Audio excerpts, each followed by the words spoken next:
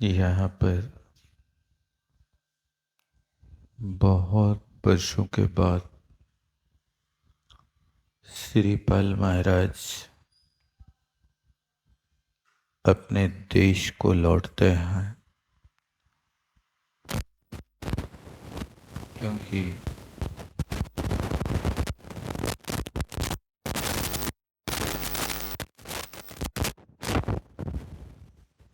अपना देश छोड़ा था जिस समय एक कवोध बालक के रूप में थे।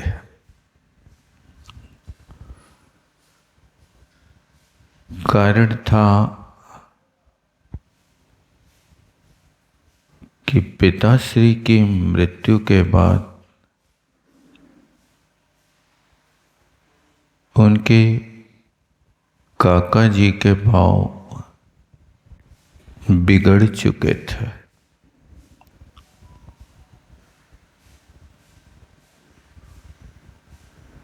संपत्ति एक ऐसी वस्तु है जो अपनों के बीच में दीवार खड़ी कर देती है।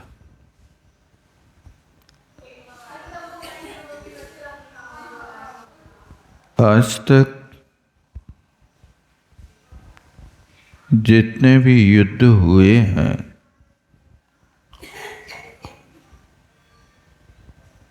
आज तक जितने भी परस्पर के स्नेह टूटे हैं,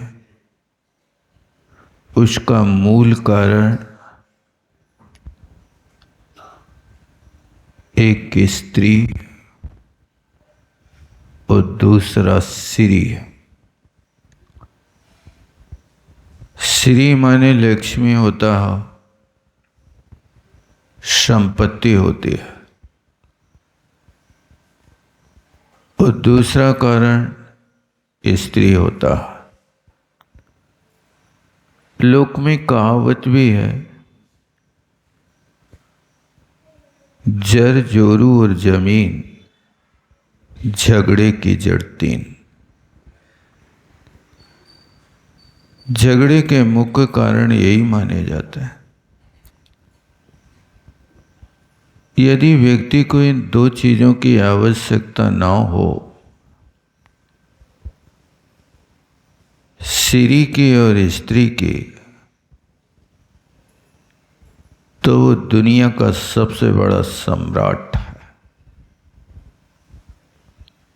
जिन्हें कछु नहीं चाहिए बेसाहन के शाह। कोई इच्छा नहीं है, लेकिन युद्ध का कारण हुआ महापुरुषों के बीच में।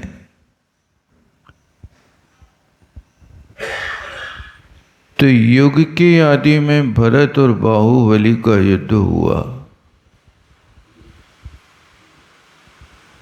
तो वो श्री के कारण हुआ।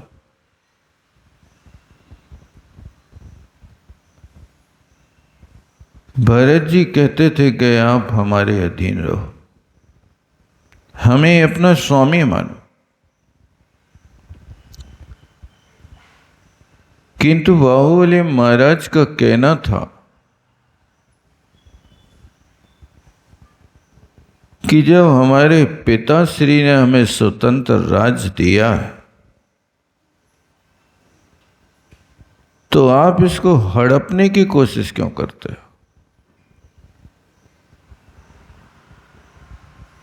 एक सोच थी,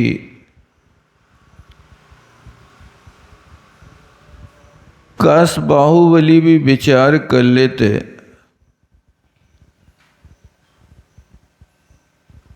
कि आदिनाथ भगवान ने तो आपके लिए अकेला राज दिया पौधनपुर के लिए, 6 खंड के 32,000 मुकुटबद्ध राजाओं को थोड़ी उनने राजा बनाया था। वे तो हर देश के स्वतंत्र राजा थे। मलेच्छ खंड के राजाओं को थोड़ी आदिनाथ ने राज दिया था। जब सारे देश के राजा उनके स्वामित्व को स्वीकार कर रहे हैं, उनकी दासता को स्वीकार कर रहे हैं, तो बाहुबली भी भारत से हाथ मिला सकते थे।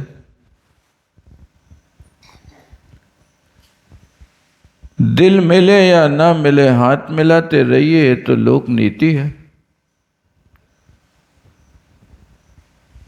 लेकिन जहां पर ईगो टकराता है,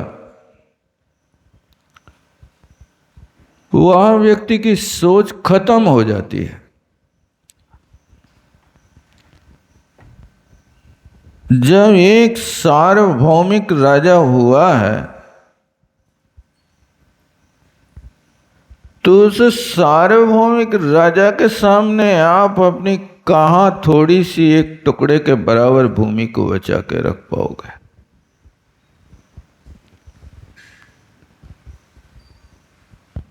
इसलिए हर व्यक्ति को द्रव्य क्षेत्र काल का ज्ञाता होना चाहिए।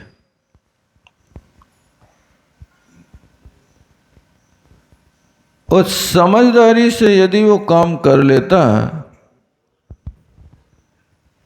तो फिर अपयश का पात्र नहीं होता। उस सीढ़ी को पाने के लिए युग की यादी में भरत और बाहुबली का युद्ध हुआ,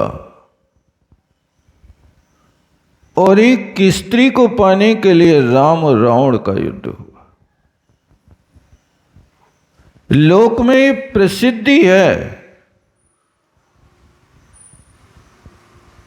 कि आज तक जितने लोग लड़े हैं, इन दो कारणों से लड़े हैं। ये दो कारण यदि समाप्त हो जाए, तो व्यक्ति का जीवन आनंद का हो जाए।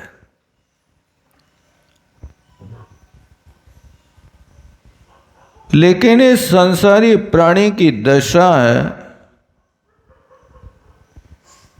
भोजन, भार्या और भाग्य से आज तक तृप्त नहीं हुआ। इन तीन भकारों में हर किसी की शिकायत बनी रही। यदि भोजन की शिकायत नहीं होती आपको, तो आज एक भी होटल नहीं खुली होती। आपको घर का भोजन मीठा लगता ही नहीं। वो भले ही तुम्हारे लिए दिव्य भोजन बना करके रख देवे, लेकिन व्यक्ति की सोच बदल गई कि घर का भोजन मीठा नहीं लगता, बाहर चलो। तब तो आज लाखों की मात्राएं में ये भोजन बेचने वाली दुकानें चल रही हैं, क्योंकि तुम्हें तृप्ति है ही नहीं घर की दाल रोटी से। आपको तो ऐसा भोजन चाहिए जो भोजन मिर्ची में और हल्दी में रंगा हो गए।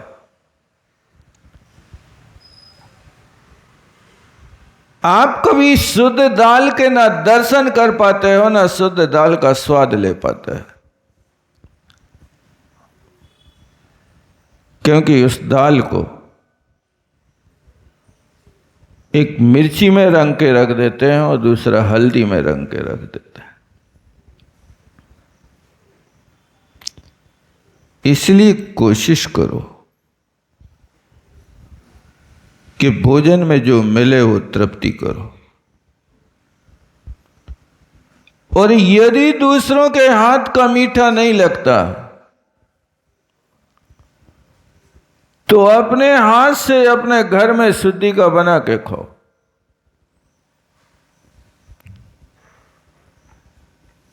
आपकी बुद्धि में विशुद्धि का प्रवाह पैदा हो जाएगा। आज के व्यक्ति की बुद्धि समझ में नहीं आती। घर में यदि कोई माता बहन अशुद्धि से हो जाए तो 3 दिन चौके में प्रवेश नहीं करते। और होटलों में कौन व्यक्ति बना रहा, शुद्धि में अशुद्धि में, कौन कैसे, जात पात, कोई विवेक नहीं। और बिना परिचय लिए लोग धड़ल्ले से खा के आते। जब ऐसी तुम्हारी बुद्धि में रहेगा तो विवेक और विचार तुम्हारी बुद्धि में कहां आएगा। इसलिए आज तक कोई व्यक्ति भोजन से तृप्त नहीं हुआ, और भार्या से भी यही स्थिति है। कई लोग आते, कई माताएं आती हैं, बेचारी आंखों से आंसू बहाते। देवांगना की तरह घर में स्त्री बैठी है, लेकिन पति आंख उठा के देखता नहीं।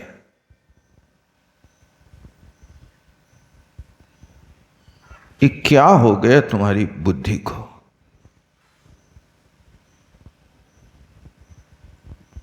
पर वस्तु में क्यों आपकी बुद्धि लगी है?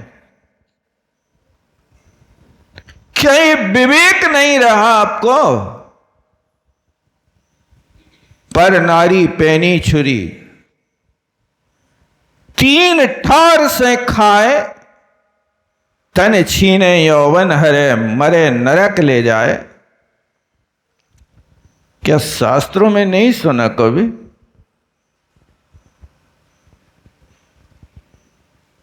आचार्यों ने कहा कि जो अपनी पत्नी में जीवन भर संतुष्ट रहता है, अपने मन को स्थिर रखता है, उस व्यक्ति को समंतभद्र महाराज ने सुदार संतोष व्रती कहा है। वो यदि परिस्त्री का त्यागी हो जाए तो ब्रह्मचारी बन जाता। ये आप विचार करो। लेकिन ये प्राचीन संस्कार, इनको निकालना बहुत कठिन है, बहुत कठिन है। क्योंकि अपनी थाली का रसगुल्ला हर व्यक्ति को छोटा लगता है। ऐसा लगता है कि शायद परोसने वाले ने पक्षपात किया, उसकी थाली में बड़ा रसगुल्ला परोस दिया और मुझे छोटा दिया।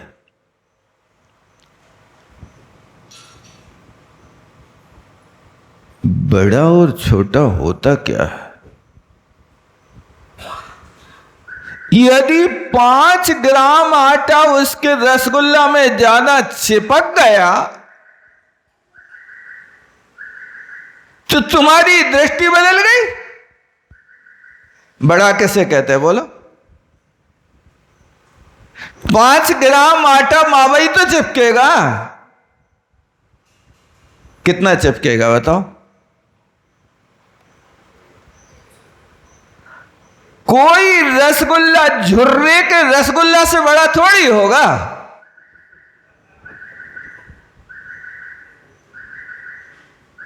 लेकिन उसमें भी हमें पक्षपात दृष्टिगोचर होता कि ये बड़ा, ये छोटा है। इसलिए किसी की ओर दृष्टिपात मत किया करो। भोजन करने बैठो और समूह में बैठो तो किसी की थाली कभी मत देखना। अपनी थाली का भोजन स्वयं ने रखना और शोधन सेवन करके अपने उदर की पूर्ति कर लेना। यदि दूसरों की थाली देखोगे तो तुम्हारी भूख खत्म हो जाएगी और राग देश के पचड़े में पड़ जाओगे। यही कहा मुनि महाराजों के लिए भी आचार्यों ने यही कहा, हे साधु, आहार करने जाता है तो अपनी अंजलि देखना और आहार के पहले 3 भूमि का निरीक्षण करना। इसके अलावा गोचरी वृत्ति करना। गोचरी वृत्ति का अर्थ होता है कि गाय को ग्वाला घास डालने जाता है तो वो ग्वाला सोने चांदी के आभूषण पहने हैं कि बिना आभूषण के हैं, इससे कोई मतलब नहीं। उस गाय को सिर्फ घास दिखता है। इसी तरह ये व्यक्ति अमीर है या गरीब है, ये मत देखना, बस देखना तो ये गोचरी वृत्ति कहलाती है। अपनी अंजलि में रखी हुई वस्तु को देखना। यदि बाहर दृष्टि डालोगे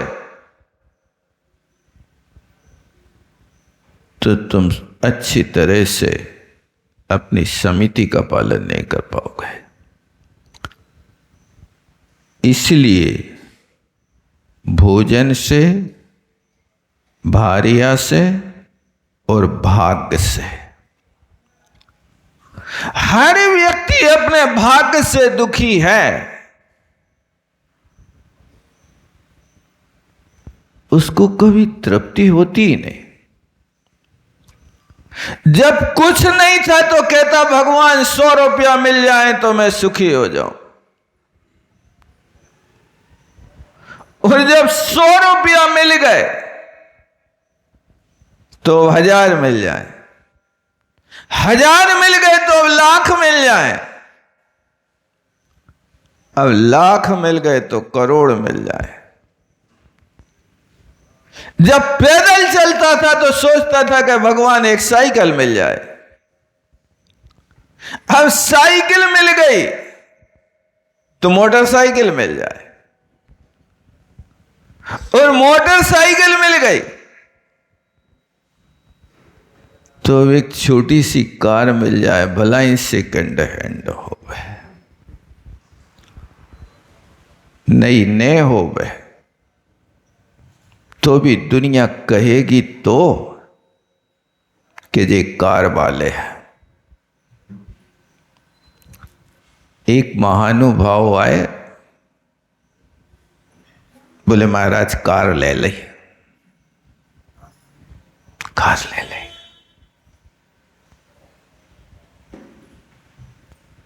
काय के लाने?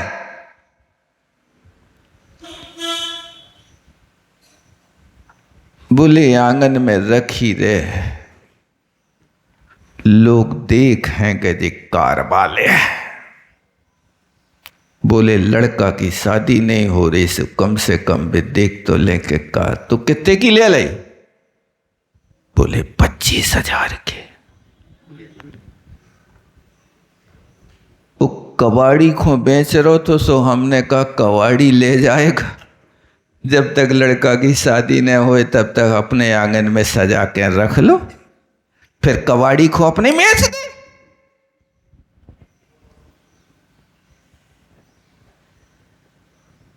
ये दुनिया कैसी है मुझे समझ में नहीं आता।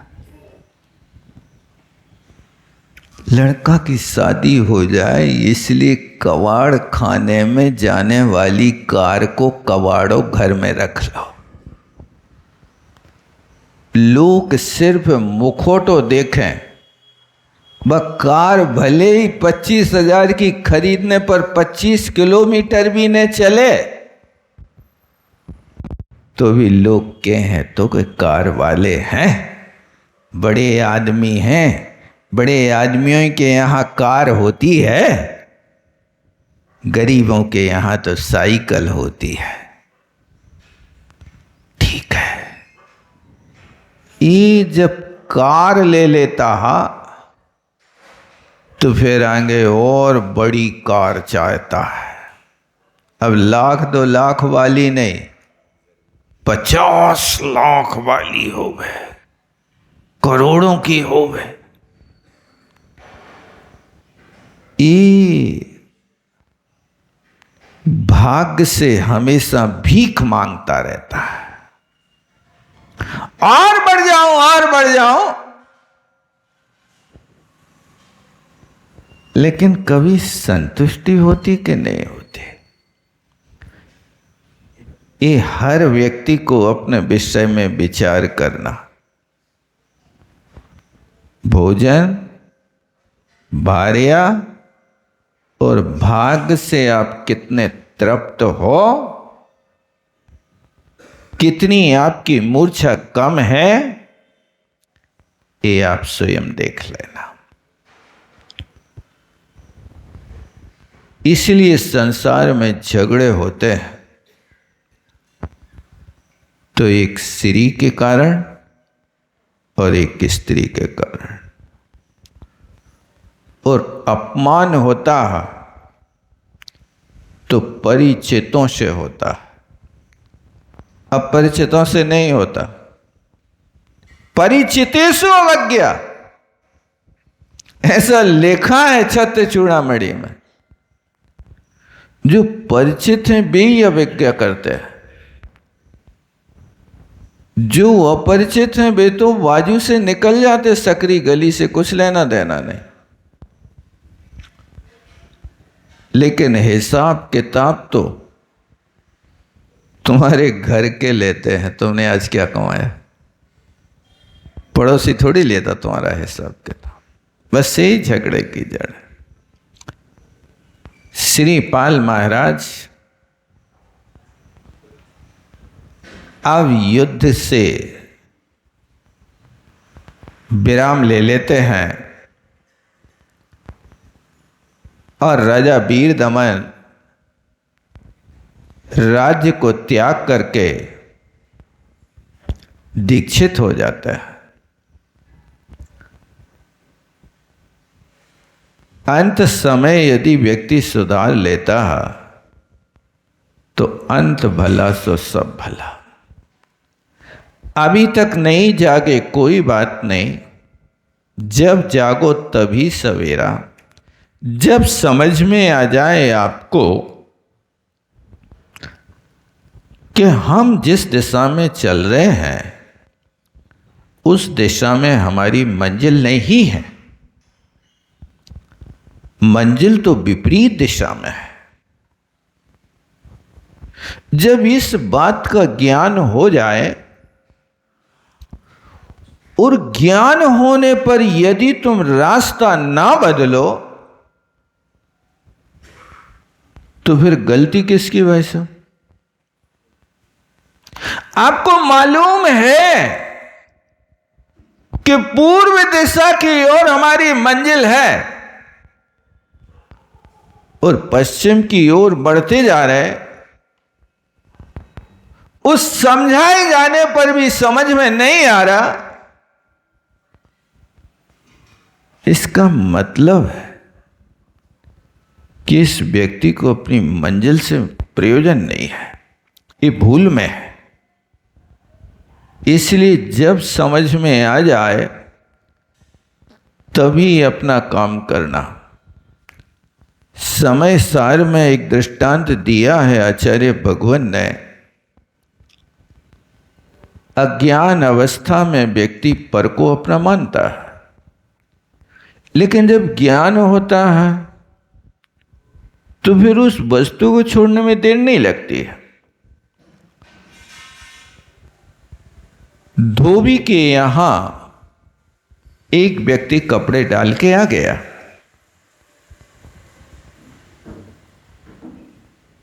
कपड़े धुलने के बाद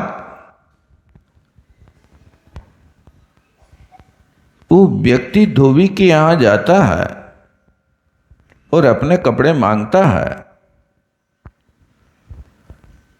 तो उस धोबी ने भूल से दूसरे के कपड़े इसको दे दिए।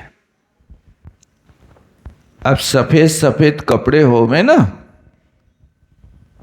तो भूल हो ही जाती है। इसलिए आजकल के ये लोग उस पर स्लिप लगा देते कि ये इनके हैं, ये इनके हैं। पहले तो ये व्यवस्था नहीं थी उनके पास, भूल हो जाती थी।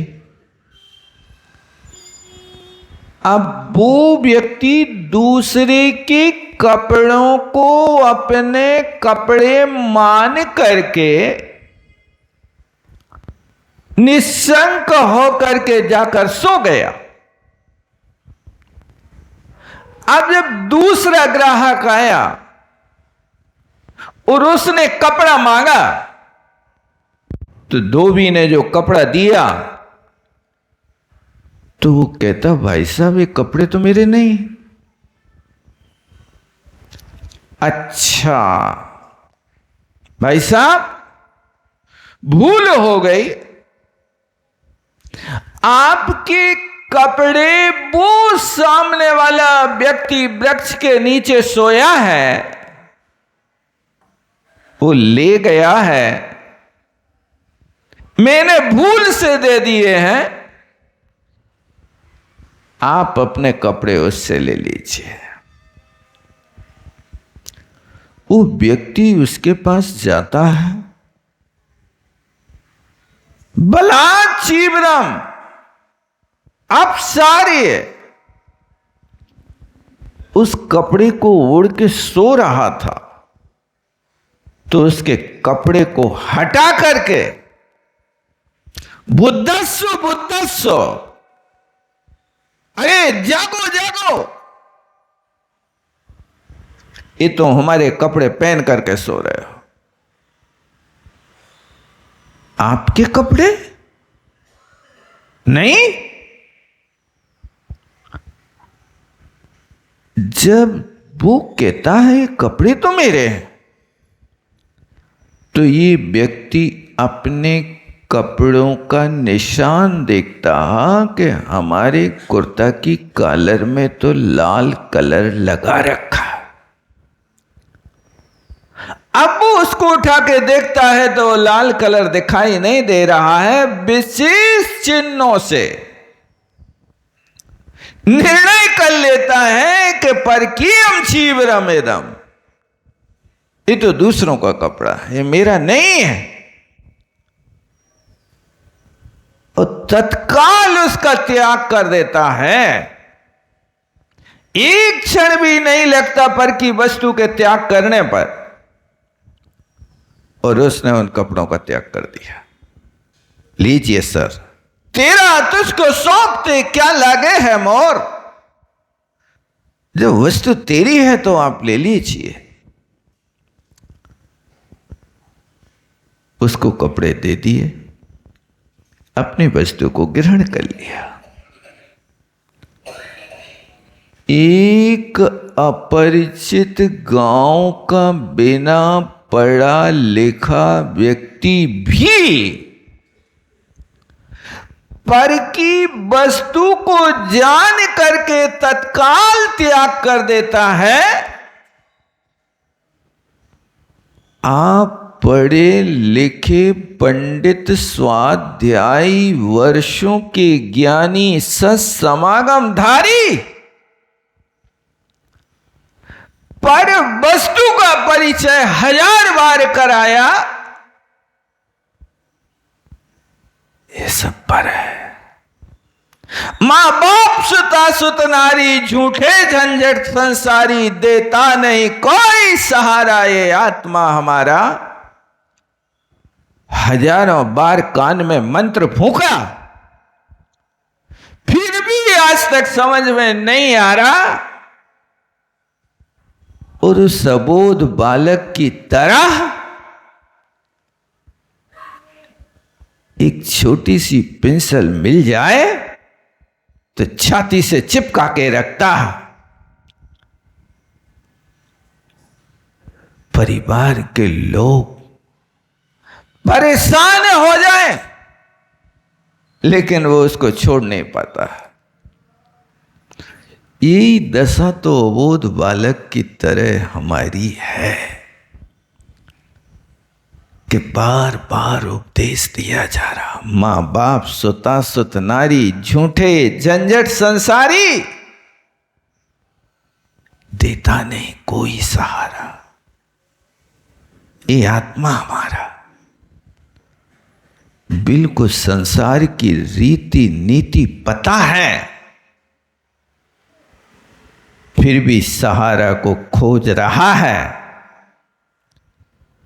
और उस सहारा में सबको सौंप देता है, और वो सहारा भी असहारा करके चला जाता है और लोग आंसू बहा रहे। आज जिसको सहारा समझा था वो ही लेके चला गया भाई साहब। हर कोई आ रहा, महाराज हमारे पास तो 2 करोड़ थे, सहारा का सहारा लिया, वो लुट गए। सही है कि नहीं? सही है ना? अब इस साक्षात तुम्हें दृष्टांत मिले और फिर भी समझ में ना आए तो बस वैसे ही लगता है कि जानबूझ के अंध बने हैं, आंखन बांधी पाठी। ये हम जानबूझ करके अंधे बने हुए हैं, आंखों पे पट्टी बांध करके गांधारी की तरह जीवन व्यतीत कर रहे हैं, क्योंकि मेरा पति अंधा है तो मैं भी अंधी बनी रहूंगी। एक कहां की समझदारी है? अंधे को सही रास्ते पर चलाना आंखों वाले के लिए सहारा माना जाता है, लेकिन आंखें होते हुए भी आंखों पे पट्टी बांध लेना, अपने जीवन को असहाय कर देना, ये समझदारी है? बस यही कर रहे आज लोग, असहाय होते जा रहे हैं।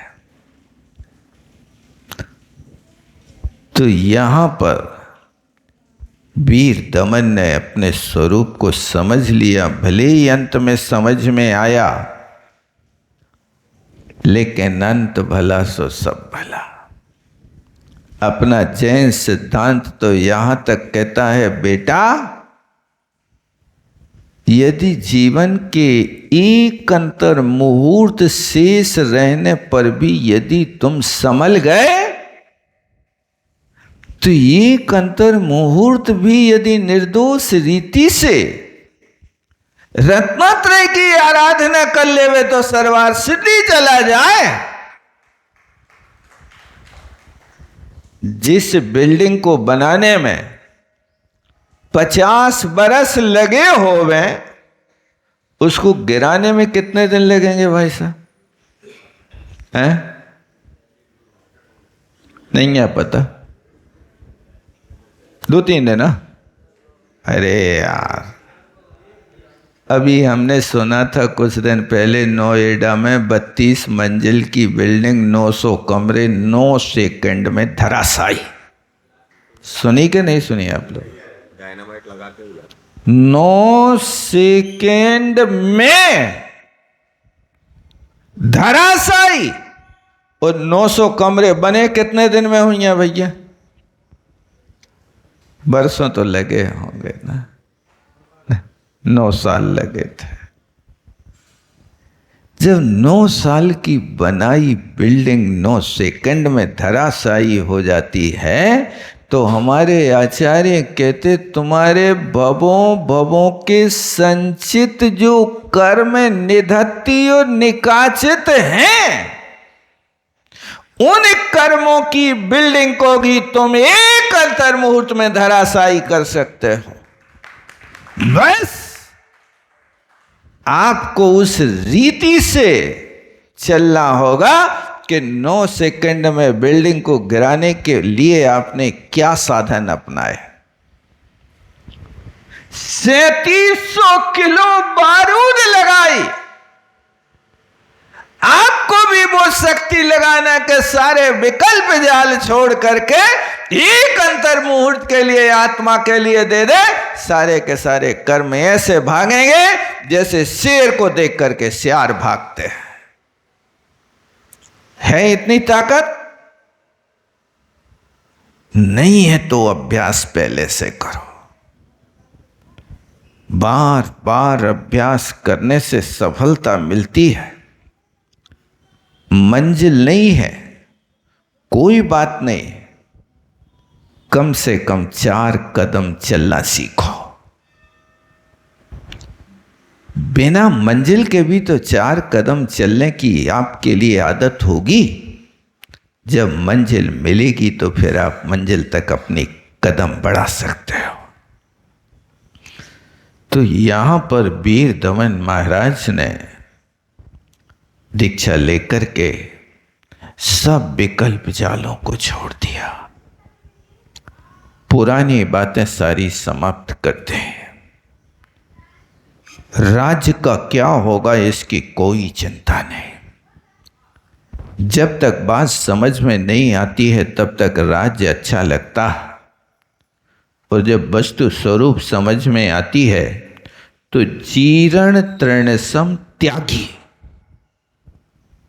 क्या लिखा है?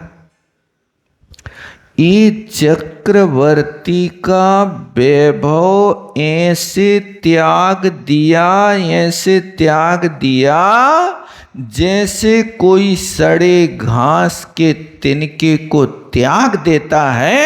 ऐसे उनने उस 6 खंड की संपत्ति को एक क्षण में त्याग दिया। वस्तु समझ में आती है तब त्याग करता है, अन्यथा टूटी चप्पल को भी संभाल के रखता है, पर्दा के भीतर नहीं रखता। जैसे चप्पल की बत्ती टूट गई होवे, तल्ला टूट गया होवे, डॉक्टरों को कंफ्यूजन हो जाए। एक व्यक्ति चौराहे से चल रहा था, भाई साहब, वो 3 डॉक्टर बैठे एक साथ, भी विचार करने लगे कि जी व्यक्ति आ रहा है अपनी ओर, ये लंगड़ाता हुआ चल रहा है। सो उनमें से एक डॉक्टर ने कहा कि डॉक्टर साहब इसकी कमर टूटी है। अच्छा। दूसरा कहता है नहीं कमर नहीं, इसका घुटना टूटा है। अब फिर तीसरा जब वो निकट आ गया तो कहता है इसका घुटना नहीं, इसका पैर का अंगूठा टूटा। और जब वो सामने आ गया और तीनों डॉक्टरों ने बेसब्री से उससे पूछा, भैया बता तेरा क्या टूटा है? कमर टूटी कि घुटना टूटा कि अंगूठा टूटा? वो कहता भैया डॉक्टर साहब हमारी तो चप्पल टूटी। अच्छा, एक टूटी चप्पल को पहन करके डॉक्टरों के लिए भी प्रलोभन बढ़ा सकता है।